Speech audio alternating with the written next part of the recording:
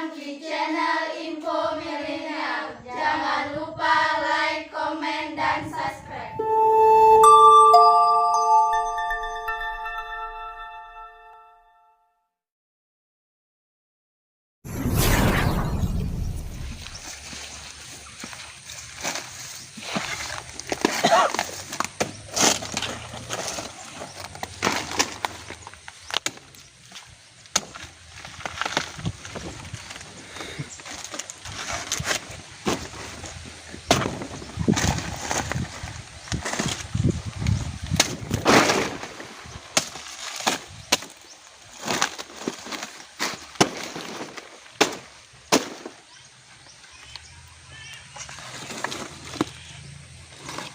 Wow, panen.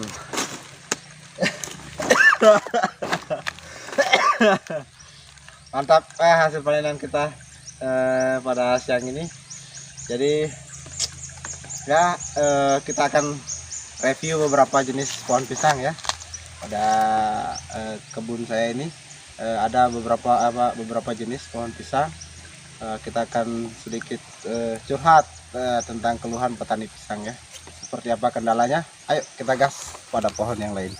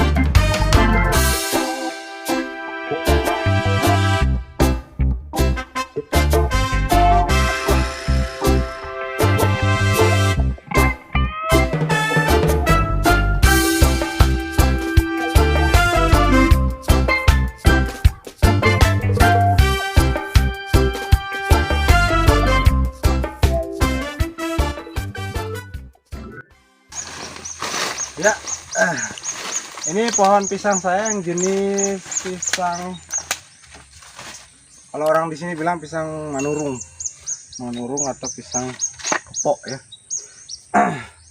Ya, jadi kalau cerita tentang pisang ya, pisang ini kalau khususnya di daerah saya ya, di daerah kami ini petani pisang begitu banyak menemukan problem ya. Yang awalnya begitu tanam awal usia 1 tahun, pohon pisang begitu subur, panen lumayan. Setelah masuk tahun kedua, ketiga, seterusnya selalu berujung kecewa. Nah, kenapa kecewa?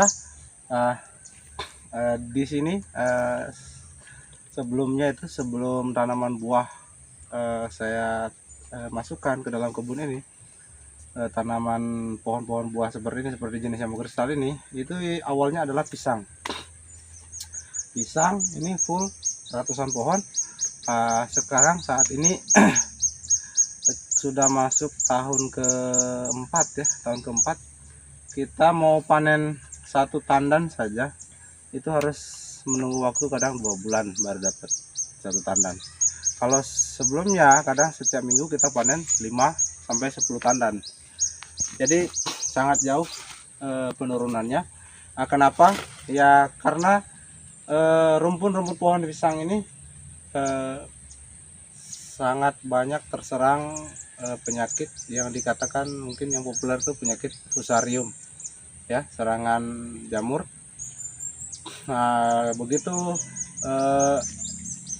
biasanya ciri-cirinya itu pada saat pohon pisang ini mulai berbuah, langsung diikuti dengan daunnya menguning, kemudian busuk dan mati.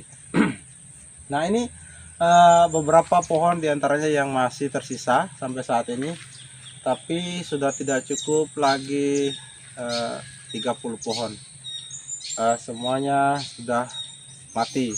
Masih ada tersisa anakan-anakannya, tetapi begitu tumbuh masuk usia remaja, sebelum mau berbuah kembali daun menguning mati seperti itu terus.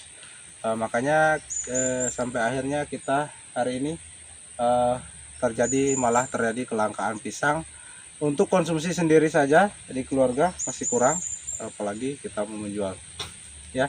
Mudah-mudahan yang menonton video ini mungkin ada masternya pisang, yang punya pengalaman luar biasa di bidang pohon-pohon pisang, bisa kita sharing berbagi. Silahkan komentar di kolom komentarnya. Nanti beberapa rangkuman pertanyaan jawaban kita akan buatkan konten selanjutnya untuk solusi petani pisang khususnya di daerah kami ya. Ya, sebagai pelarian ya, sebagai pelarian. Jadi kami agar kami tidak putus asa menanam pisang. Jadi meskipun terjadi serangan penyakit pisang ini, penyakit fusarium tadi, dan penyakit lainnya mungkin yang kami juga tidak paham, kami tetap menanam pohon pisang. Kenapa? Karena menurut kami pohon pisang ini salah satu tumbuhan yang bisa mengandung unsur hara tinggi yang bisa kami manfaatkan untuk pupuk pohon-pohon buah kami yang lain ya, seperti pupuk jambu kristal, pupuknya pohon alpukat.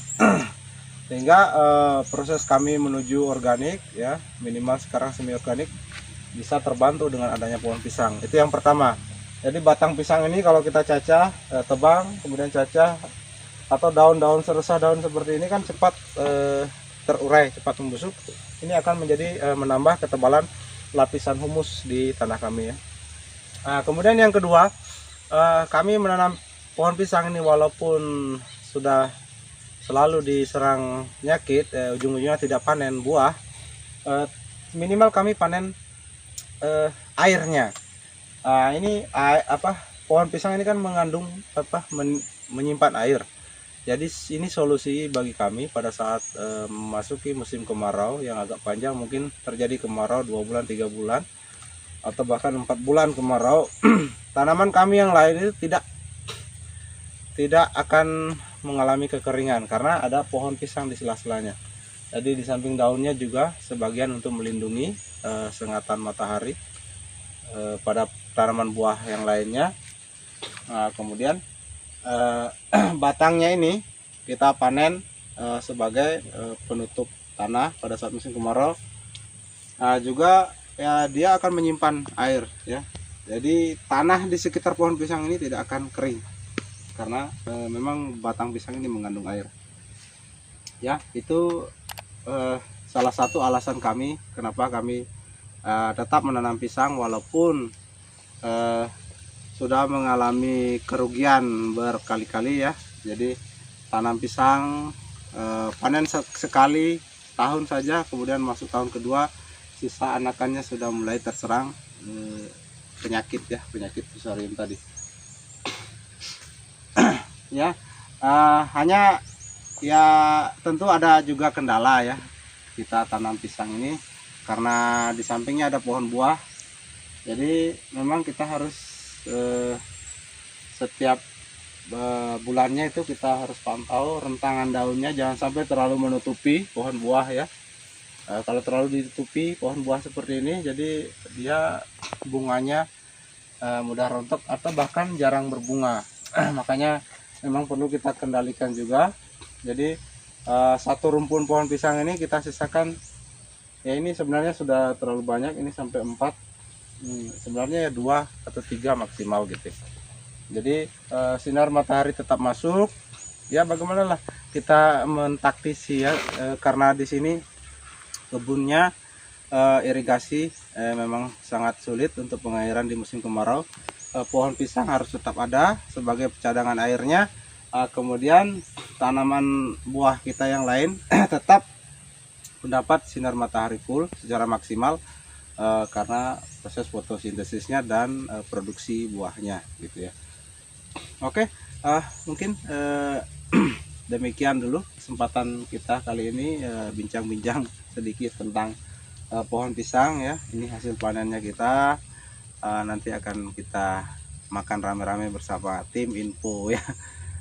Nah, kemudian tadi saya sudah minta saran kepada kawan-kawan semua yang punya pengalaman merawat pohon pisang secara tumpang sari dengan tanaman buah lainnya, seperti apa solusi terbaiknya, pencegahan fusariumnya, pengendalian hama dan penyakit lainnya, supaya beriringan bisa panen pisang, panen buah yang lain sekaligus ya. Oke, tidak berpanjang lebar, selamat berkarya, selamat menanam, dan salam info.